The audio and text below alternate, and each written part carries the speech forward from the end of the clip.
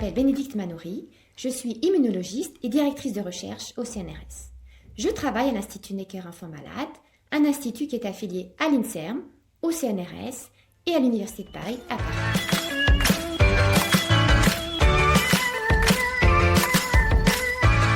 Mon projet s'intitule « Comprendre le rôle du TLR9, un récepteur de l'immunité innée dans la maladie d'Alzheimer ».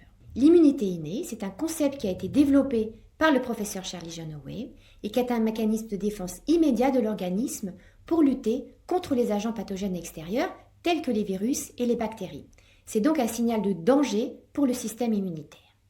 Les récepteurs de l'immunité innée sont exprimés par les cellules de l'organisme, mais en particulier par les cellules du système immunitaire. Le TLR9, en particulier, reconnaît de l'ADN exprimé spécifiquement par les virus et les bactéries.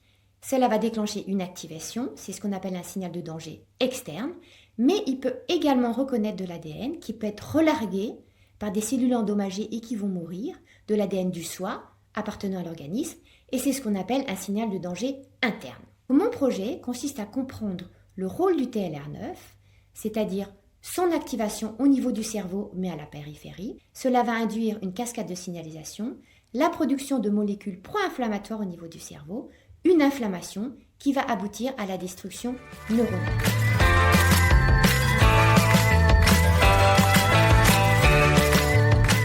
Nous espérons trouver de nouvelles protéines impliquées dans sa signalisation au niveau du cerveau et de nouveaux biomarqueurs qui vont donc être importants lors de la maladie d'Alzheimer, au développement de la maladie d'Alzheimer. Avec toutes ces données, nous pourrons peut-être générer des candidats médicaments qui vont bloquer la signalisation et l'activation de ce récepteur de l'immunité innée, le TLR9 au niveau du cerveau, qui donc induit une inflammation et la destruction des neurones.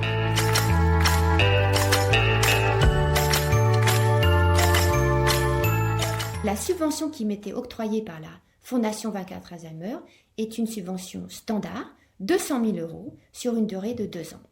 Cette subvention va permettre donc de démarrer ce projet, va permettre d'acheter des réactifs et de payer les plateformes techniques. Je tiens à remercier vivement les donateurs, sans qui ce projet n'aurait pas vu le jour. Pour nous, c'est inestimable d'avoir cet argent pour démarrer ce projet. Et donc vraiment, je tiens à vous remercier infiniment.